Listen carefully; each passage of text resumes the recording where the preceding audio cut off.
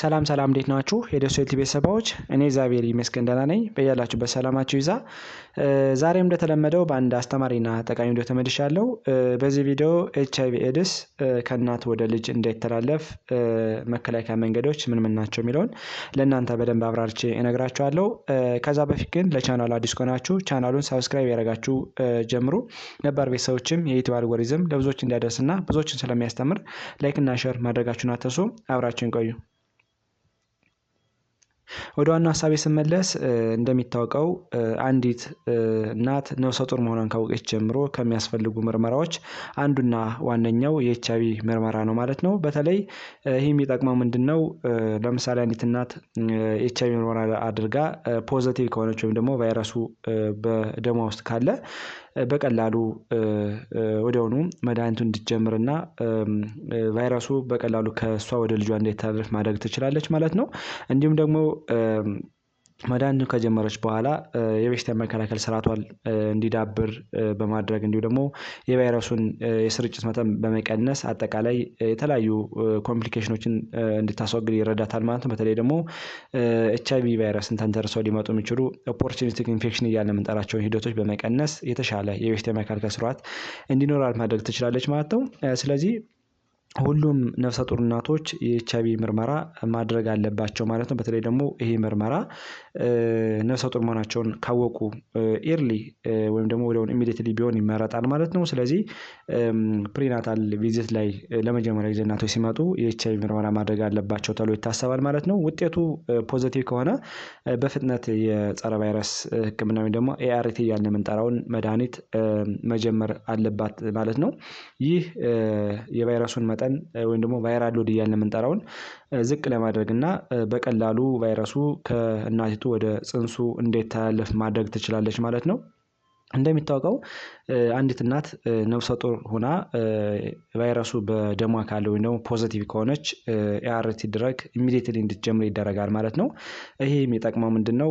ስራውት በተለይ ደግሞ በነፍሰ ጡር ሆና እያለችም እንዲሁም ደግሞ በጡት ስታጠባ ላይፍ ሎንግ የሚወሰድ መድኃኒት ነው ማለት ነው። ምክንያቱም በተለይ በተለያየ ምክንያት ጡት ስታጠባ በጡት አማካኝነት በጡት ፈሳሽ አማካኝነት ወደ ቫይረሱ ወደ ህፃኑ ሊተላለፍ ይችላል። እንዲሁም ደግሞ በእርግዝና ሰዓትም በምትወልድበት ጊዜ አንዳንድ ነገሮች ሲከሰቱ ቫይረሱ በቀላሉ ወደ ህፃኑ ሊተላለፍ ይችላል እና ይህን ሂደት ለመከላከልና ለመግታት እንዲሁም ደግሞ የራሷን የበሽታ የመከላከል ስርዓት ለማዳበር የቫይረሱን መጠን ለመቀነስ ወይም ደግሞ ሰፕረስ ለማድረግ ቶሎ እንዲጀምር ይመከራል ማለት ነው። ART ድረግ እንደሚታወቀው በተለይ ደግሞ የቫይረሱን ስርጭት በቀላሉ ለመቀነስ እና ወይም ደግሞ ይሄ ቨርቲካል ትራንስሚሽን እያልን የምንጠራው ወይም ደግሞ ከእናቲቱ ወደ ልጅየው ቫይረሱ በቀላሉ እንዳይተላለፍ ወደ 1% ዝቅ ማድረግ ይቻላል ማለት ነው። ብዙ ጊዜ በተለይ በስርዓት አንዲት እናት የታዘላትን የኤችአይቪ ቫይረስ መድኃኒት በቀላሉ የምትወስድ ከሆነ 99% አካባቢ ከእሷ ወደ ልጁ እንዳይተላለፍ ማድረግ ትችላለች ማለት ነው። ስለዚህ 1% ብቻ ነው ቻንስ ሊኖረው የሚችለው ማለት እሱም በተለይ ጥንቃቄ ማታረግ ተሆነ ማለት ነው። ስለዚህ በትክክል የታዘላት መድኃኒት ውስጥ ከሆነ አንዲት ነፍሰ ጡር እናት ቫይረሱን በቀላሉ በመቀነስ በቀላሉ ወደ ልጇ እንዲተላለፍ ማድረግ ትችላለች ማለት ነው። በተለይ ደግሞ ብዙ ጊዜ በሰዓት መድኃኒታቸውን የሚወስዱ ከሆነ በትክክል መድኃኒታቸውን የሚወስዱ ከሆነ እንደሚታወቀው ወደ 2% የመተላለፍ አደጋን ዝቅ ማድረግ ይችላሉ። እንዲሁም ደግሞ የተለያዩ ኮምፕሊኬሽኖችን መቀነስ ትችላለች ማለት ነው። አንዲት እናት በተለይ ደግሞ መድኃኒቱን ማትወስድ ከሆነና ኤርሊ ማትጀምር ከሆነ የተለያዩ ውስብስብ የሆኑ የጤና ችግሮች እንደሚከሰቱባትም ጥናቶች ያስረዳሉ ማለት ነው። እንዲሁም ደግሞ ቫይረሱ ወደ ልጇ የመተላለፍ ቻንሱ ከ30 እስከ 45% ከፍ ይላል ማለት ነው። ስለዚህ ይህንን ሂደት ለመቀነስ እና ለመከላከል አጠቃላይ በተለይ ደግሞ ፕሪስክራይብ የተደረገላትን መድኃኒት ወይም ደግሞ የታዘላትን መድኃኒት በአግባቡ ኮንቲኒስሊ የምትወስድ ከሆነ ቫይራል ሎዱን ዝቅ በማድረግ ወይም ደግሞ የቫይረስ የመሰራጨት አቅሙን ዝቅ በማድረግ በቀላሉ ፕሬግናንሲ ላይ ሴፍ የሆነ ኮንዲሽን እንድትፈጥር ያደርጋታል ማለት ነው። በተለይ በስርዓት መድኃኒቷ የምትወስድ ከሆነ የቫይረሱን መጠን አንዲቴክቴብል ማድረግ ትችላለች ማለት ነው። ይሄ እንግዲህ ዘ ሞስት ኢፌክቲቭ ሜትድ እየተባለ ይጠራል። ማለት መድኃኒቷን በአግባቡ የምትወስድ ከሆነ የታዘላትን መጠን በአግባቡ የምትወስድ ከሆነ አሁን እንዳልነው የቫይረሱን ስርጭት በቀላሉ ዝቅ ማድረግ ትችላለች ማለት ነው። ወይም ደግሞ ቫይረሱ በአንድ ኤምኤል ውስጥ ያለው የቫይረስ መጠን በጣም ዝቅ ስለሚል በቀላሉ ወደ ልጇ እንዲተላለፍ ማድረግ ትችላለች ማለት ነው። ሌላው ደህንነቱ በተጠበቀ ወሊድ ማድረግ ወይም ደግሞ ተቋም መሄድ በጣም አስፈላጊ ነው። በተለይ ደግሞ ጤና ተቋም ላይ በሕክምና ባለሙያዎች የታገዘ ወይም ደግሞ በሕክምና ባለሙያዎች ቁጥጥር ስር መውለድ በጣም አስፈላጊ ነው። በተለይ ደግሞ በአንዳንድ ሁኔታዎች ላይ ቀዶ ጥገና የሚያስፈልጋት ከሆነ እንዲሁም ደግሞ አንዳንዴ ስትወልድ አንዳንድ ችግሮችን ለመቅረፍ እጅግ በጣም አስፈላጊ ነው ተብሎ ይታሰባል ማለት ነው። ስለዚህ አንዲት እናት ምርመራ ካደረገች በኋላ እንዲሁም ደግሞ ጤና ተቋም ላይ መውለድ እንዳለባት ብዙ ጤና ባለሙያዎች ይናገራሉ ማለት ነው። በተለይ ደግሞ አሁን እንዳልነው ሴፍ የሆነ ዴሊቨሪ ሜትድ እንድትወልድ አድቫይስ ይደረጋል ማለት ነው። በተለይ ብዙ ጊዜ ሁለት አይነት መንገዶች አሉ። ብዙ ጊዜ ቫይራል ሎዱ በጣም ዝቅ የሚል ከሆነ በተለይ ደግሞ ከ1000 ኮፒስ ፐር ኤምኤል ወይም ደግሞ 1000 ቫይረስ በአንድ ኤምኤል ብለድ ውስጥ በዛ በታች የሚገኝ ከሆነ እንደሚታወቀው በማህፀኗ ወይም ደግሞ በአመጣ በብልቷ እንድትወልድ ይደረጋል ማለት ነው። ነገር ግን የቫይረስ መጠኑ ከ1000 ኮፒስ ፐር ኤምኤል ወይም ደግሞ ከ1000 ኮፒስ በአንድ ኤምኤል ውስጥ የሚገኝ ከሆነ ግን ከዛ በላይ የሚኖር ከሆነ ግን በአምጣ እንድትወልድ አይመከርም ማለት ነው። ምክንያቱም ቫይረሱ በቀላሉ በተለያየ ሚንስ ከእሷ ወደ ልጇ ሊተላለፍ ስለሚችል፣ ስለዚህ በዚህ ሂደት በዚህ ጊዜ ብዙ ጊዜ በሴስ ወይም ደግሞ ሲዜሪያን ሴክሽን እንድትወልድ ይመከራል ማለት ነው። ምክንያቱም ደግሞ ቅድም እንዳልነው አንዳንዴ መላላጥ ይኖራል፣ አንዳንድ ነገሮች ይኖራሉ እና በዛ ምክንያት ቫይረሱ በቀላሉ ወደ ልጁ እንዳይተላለፍ ማድረግ ይቻላል ማለት ነው። ስለዚህ ይሄን ሂደት ለመከላከል ሁለት መንገዶች አሉ ማለት ነው። ስለዚህ ይህንን ለማስተካከል በጤና ተቋም መውለድ በጣም አስፈላጊ ነው ማለት ነው።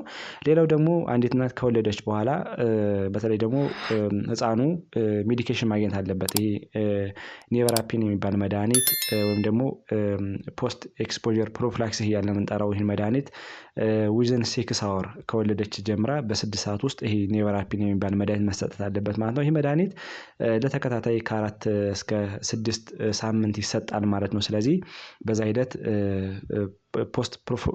ፖስት ኤክስፖዠር ፕሮፊላክሲስ እያልን የምንጠራውን መውሰዱ የሚጠቅመው ምንድነው? ህፃኑ አጋጣሚ በተለያየ ሚንስ ቫይረሱ ወደ ህፃኑ ቢተላለፍ ኢቭን ይህን ሰፕረስ ለማድረግና ለመቀነስ በጣም አስፈላጊ ነው ተብሎ ይታሰባል ማለት ነው። ሌላው ደግሞ እናቲቱ አሁንም ይህንን የኤችአይቪ መድኃኒት ወይም ኤአርቲ እያልን የምንጠራው መድኃኒት ላይፍ ሎንግ በሆነ ሚንስ መውሰድ አለባት ማለት ነው። ብዙ ጊዜ ይህን መድኃኒት መውሰዷ የሚጠቅመው እንደው አንደኛ ተሷ ጋር ያለውን ሂደት ለማስተካከል ነው። ሁለተኛ ደግሞ ጡት ስታጠባ አንዲት እናት ቫይረሱ በቀላሉ ወደ ህፃኑ እንዲተላለፍ ማድረግ ትችላለች ማለት ነው። ብዙ ጊዜ መድኃኒቱን የምታቋርጥ ከሆነ መድኃኒቱን በአግባቡ ማትወስድ ከሆነ አሁን እንዳልነው ኦፖርቹኒስቲክ ኢንፌክሽን ብለን የምንጠራቸውን ወይም ደግሞ የበሽታ የመከላከል አቅሟ ሲዳከም ሊከሰቱ የሚችሉ የተለያዩ ተጓዳኝ የሆኑ በሽታዎች እንዲራቡና በቀላሉ እንዲያጠቋት ሊደረግ ስለሚችል ይህን ሂደት በመከላከል አጠቃላይ ቫይራል ሎድ እያልን የምንጠራው ወይም ደግሞ የቫይረሱን ስርጭት በመቀነስ እንዲሁም ደግሞ የበሽታ የመከላከል ስርዓቷን በማዳበር የተሻለ ህይወት እንድትኖር ያደርጋታል ማለት ነው። ሌላው ደግሞ በተለይ ደግሞ የህፃኑ የአመጋገብ ሁኔታ ነው። አንደኛ ቅድም እንደጠቀስነው እናቲቱ በስርዓት መድኃኒቱን በአግባቡ የምትወስድ ከሆነ የቫይራል ሎድ እያልን የምንጠራው ወይም ደግሞ የቫይረሱን በአንድ ኤምኤል ውስጥ ያለውን የደም መጠን ተቀነሰ ጡት ብታጠባ ያን ያህል ችግር ላይፈጠር ይችላል ማለት ነው። ነገር ግን በቀላሉ በተለይ ደግሞ ፎሎ አፕ ካላትና የምትከታተል ከሆነ ቫይረሱ ከፍ የሚል ከሆነና አንዳንዴ የተለያየ ኮምፕሊኬሽን የሚከሰት ከሆነ ጡት እንዳታጠባ የሚወሰንበት ሁኔታ ሊፈጠር ስለሚችል በጤና ተቋም የታገዘ ምርመራ ማድረግ በጣም አስፈላጊ ነው ማለት ነው። ሌላው ደግሞ ህፃኑም ኤችአይቪ ምርመራ መደረግ አለበት። ቅድም እንዳልነው ኔቨራፒንን እስከ 6 ሳምንት ከወሰደ በኋላ ይህ ምርመራ ዌዘር ፖዘቲቭ ነው ወይስ ኔጌቲቭ ነው የሚለውን በመለየት አጠቃላይ የህፃኑን ጤንነት መለየት ይቻላል ማለት ነው። በተለይ ምርመራው ከትልልቅ ሰዎች ጋር ሲነጻጸር የተለየ ምርመራ ሊደረግ ይችላል ማለት ነው። ስለዚህ ይህን ሁኔታ ለማስተካከልና አንዳንድ ችግሮችን ለመቅረፍ ጤና ተቋም ላይ ከመጀመሪያዎቹ ኮንሰፕሽን ጀምሮ ወይም ደግሞ ነፍሰ ጡር ጀምሮ አንዲት እናት በስርዓት ምርመራ ማድረግ አለባት። እንዲሁም ደግሞ ጤና ተቋም ላይ ሴፍ በሆነ ኮንዲሽን ወይም ደግሞ ሴፍ በሆነ ዴሊቨሪ መውለድ አለባት። እንዲሁም ደግሞ መድኃኒቱን በአግባብ መውሰድ እና አንዳንድ የሚያስፈልጋት ኮንሳልቴሽን ካለ አንዳንድ ነገሮች ካሉ ጤና ባለሙያ መመከር በጣም ተገቢ ነው ማለት ነው። ዛሬ እንግዲህ በዚህ ቪዲዮ አንዲት እናት እንዴት ነው ኤችአይቪ ወደ ልጇ እንዳይተላለፍ የምታደርገው የሚለውን በስርዓት ለእናንተ ነገርኳችሁ። እናንተም አሪፍ ግንዛቤ አግኝታችኋል ብዬ አስባለሁ። ሌሎች እንዲደርስ ላይክ እና ሼር አድርጉት። እንዲሁም ቀጣይ የሚለቃቸው ቪዲዮዎች ለእናንተ እንዲደርሳችሁ የደወል ምልክቱን መጫን አትርሱ። አመሰግናለሁ። ባይ ባይ።